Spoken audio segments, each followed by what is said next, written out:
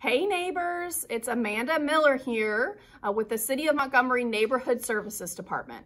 I'm super excited to be here with you today to talk about our 2022 grant application. So you're thinking, wait, it's 2021. What is she talking about? But if you don't know this, you actually spend 2021 earning your training credits, submitting those, working on your grant application, and then applying at the end of the year to receive funds in 2022. So, hence, it's the 2022 grant application, and it's updated and revised, and hopefully it is easier than ever to understand.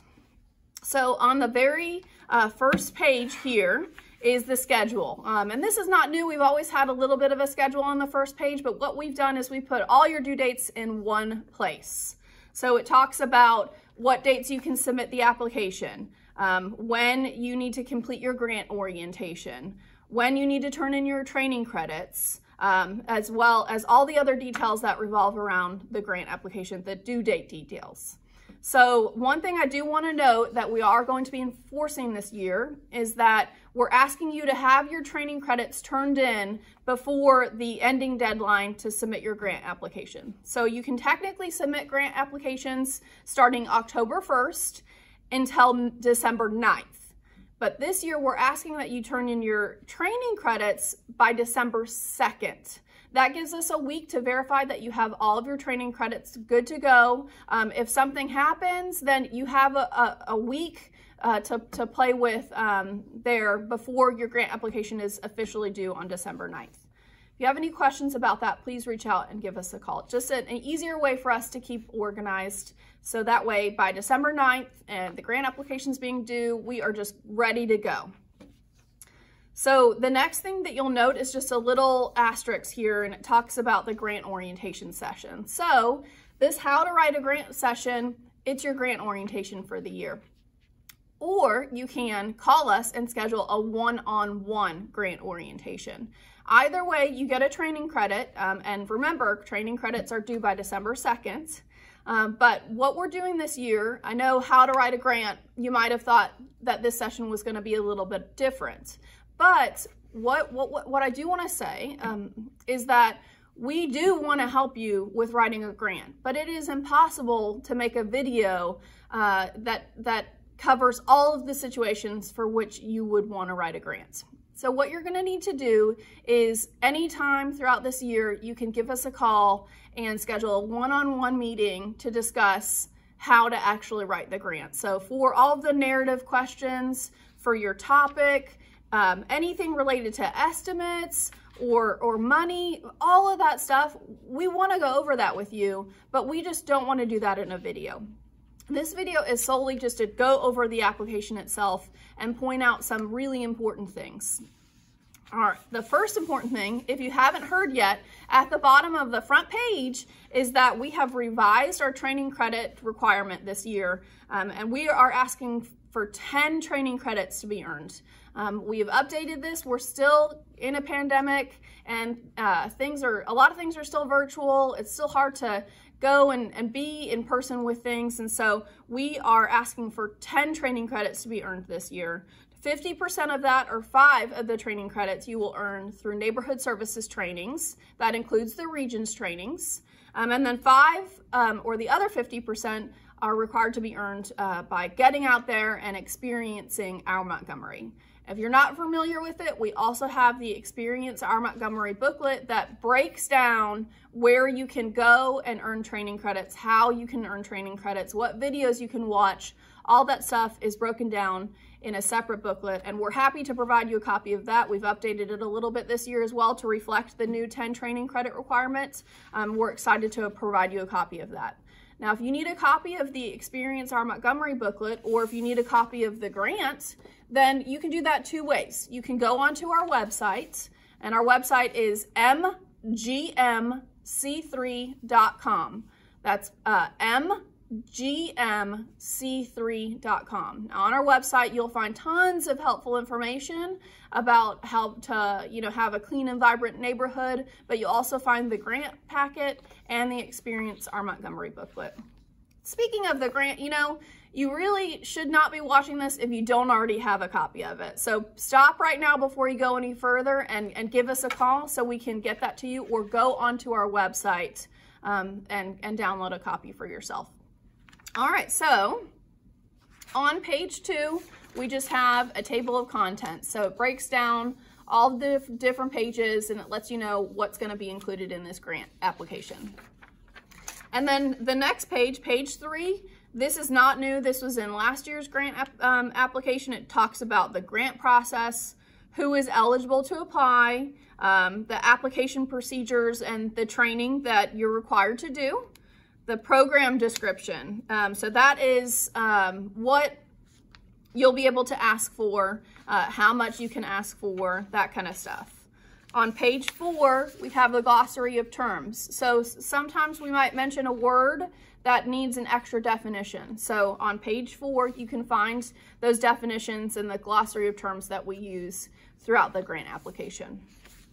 On the next page, page 5, this is the fun part. It gives a breakdown of the 5 different categories that we have in this grant application. Now I'm gonna stop. All right, and I didn't do this at the beginning of the video because I wanted to make sure that I didn't lose you before now. So what I'm gonna do is I am going to reveal the questions that you will need to answer and submit to earn credit for watching this video. All right, so there are 4 questions and I'll read them out loud to you. So what you need to know is that in order to receive training credit for watching this video, you will need to answer these 4 questions. And you can answer them really easily. You can do one of 2 things. You can write them down and turn them in with all of your other training credits, which are due, remember, by December 2nd, or you can type them up and send them in an email to our staff. You can send them to me, you can send them to Leanne, you can send them to Cynthia, whoever you need to send them to, you're in contact with, just shoot us an email with the answers for these questions. So the questions, without further ado, are: number 1, how many training credits are required to apply for this grant? Now, I mentioned that it's on page 1, the very front page, the cover page. You will find the answer to how many training credits are required. The second question is, what is highlighted and new on page 10? I haven't gotten there yet, so make a note to pay attention on page 10 to what I'm talking about. The third question is, what is new and on page 18? So there's going to be something else new on page 18 that I'm going to cover. Make a note of that. And last, do we accept electronic submissions? This is nothing new, but we just want to drive home that we do not accept electronic applications. So I'm giving you that answer right now. For number 4, we do not accept electronic applications. We will only accept those by hand mail or by sending them through the Postal Service. And you can find that information in the application about where to mail them if you choose to mail them.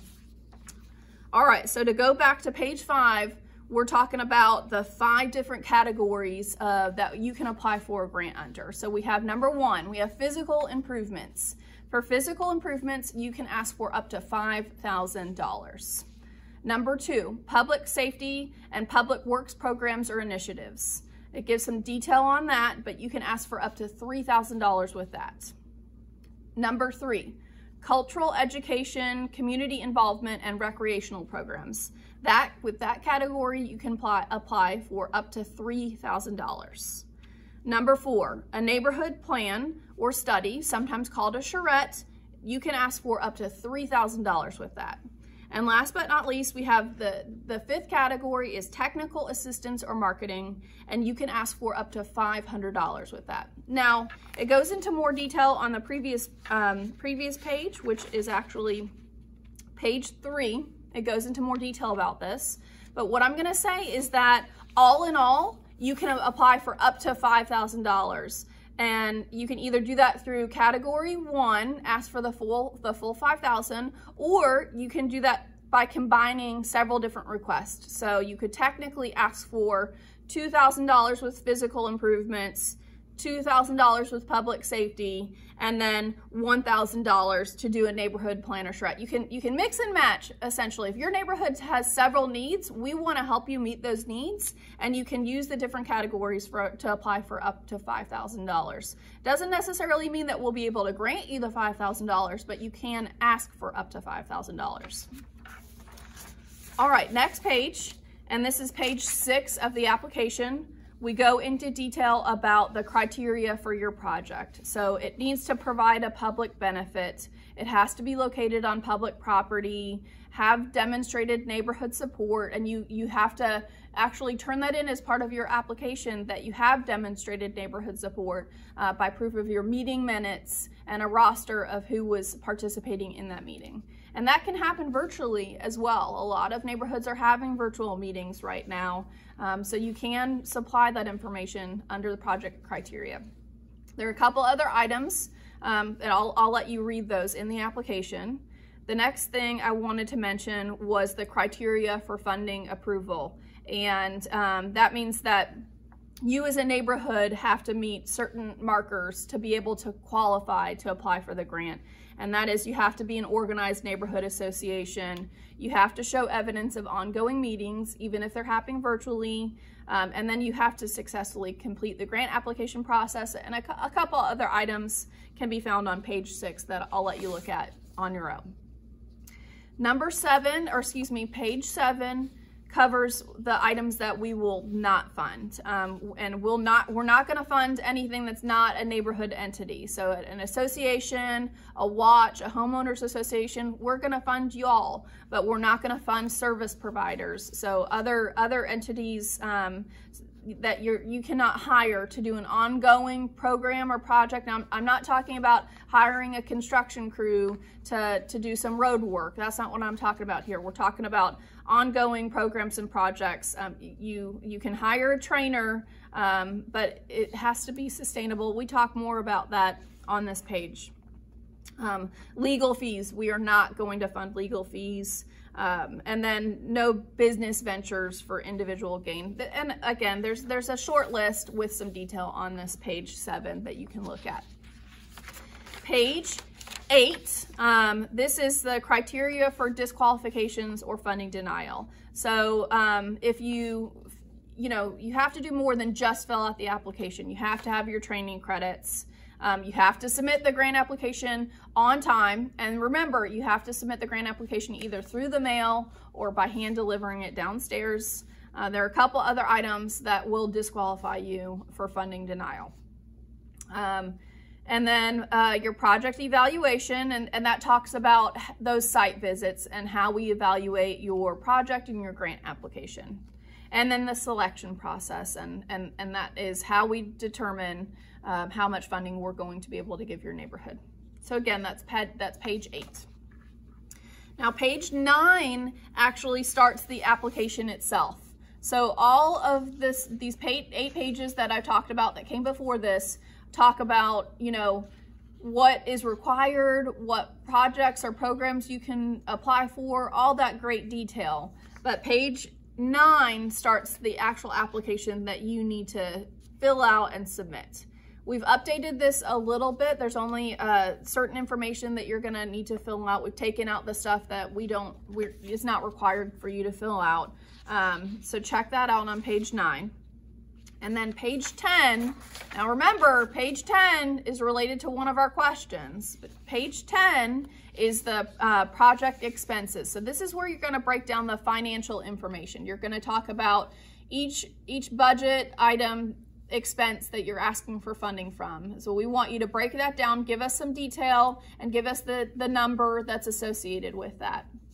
But this new thing that's down here at the bottom is that you're now going to be required to provide estimates for any expense, any budgetary item. So what that means, and I've given it the example of any services you're hoping to obtain. So say your project is beautification and you need to get some trees planted.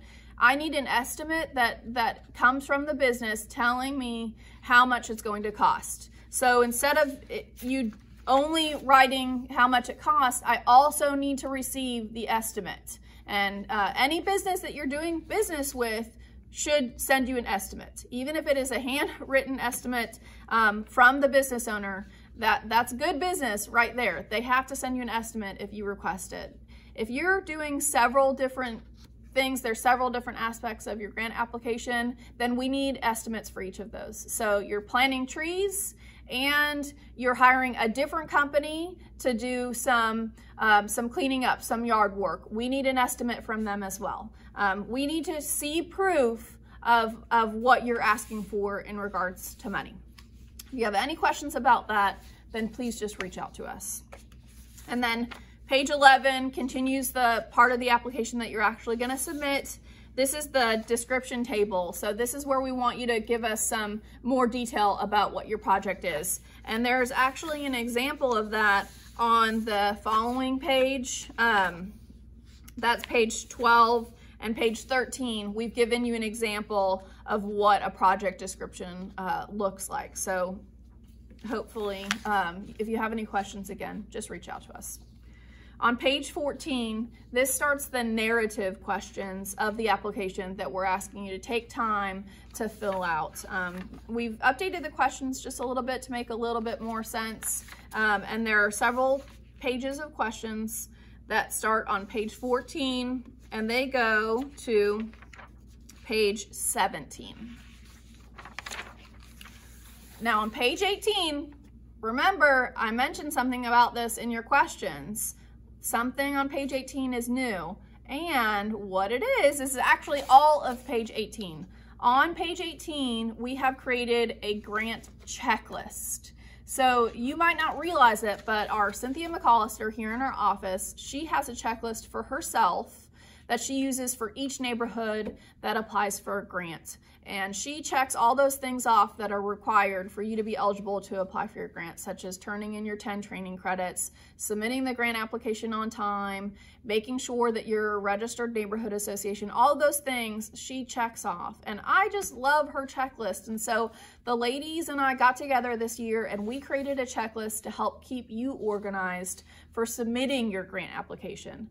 So there are items on here that we want to make sure that you remember to do because they're important and they're required in order to qualify to submit the grant. So the first item on there is, have you completed your one-on-one grant orientation, or have you watched this video, how to write a grant? So, you know, as soon as you're done with this, you can check that off.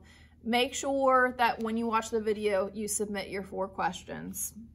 The next item, have you completed all 10 training credits? Have you submitted an updated acknowledgement form within the last year? So that acknowledgement form helps us keep organized with who the neighborhood leadership is and who we should be in contact with. And that's really important to us. And we're asking that you update it each time you have changes or each time you submit a grant application. So if you have not submitted an acknowledgement form within the last year, give us a call and we will send you one today.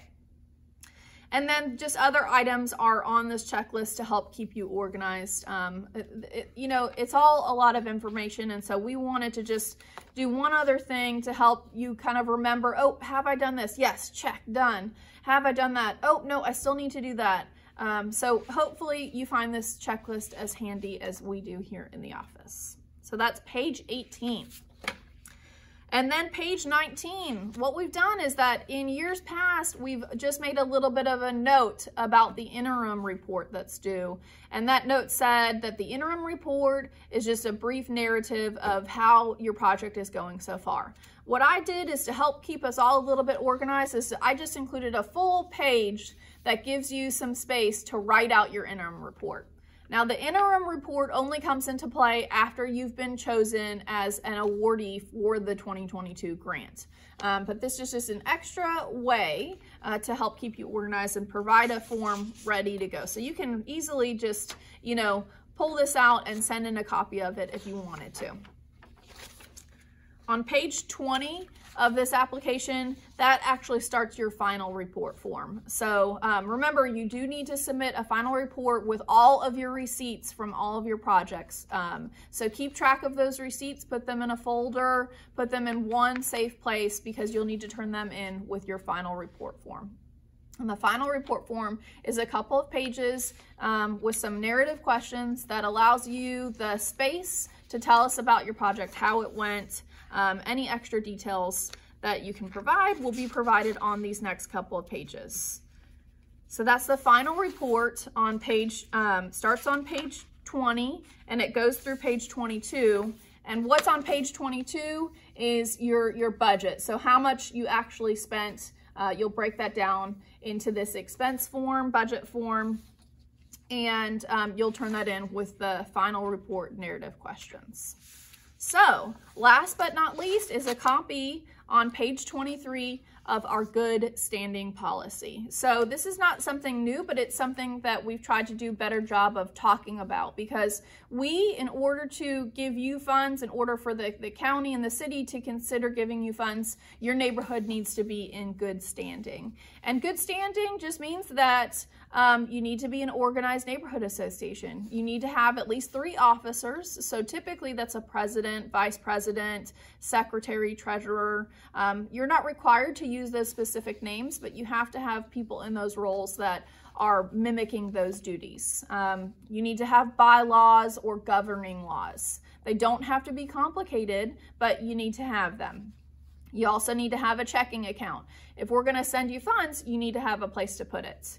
You need to have an EIN number. If you don't know what that is, then give us a call. If you've done anything with us in the past, then you have an EIN number.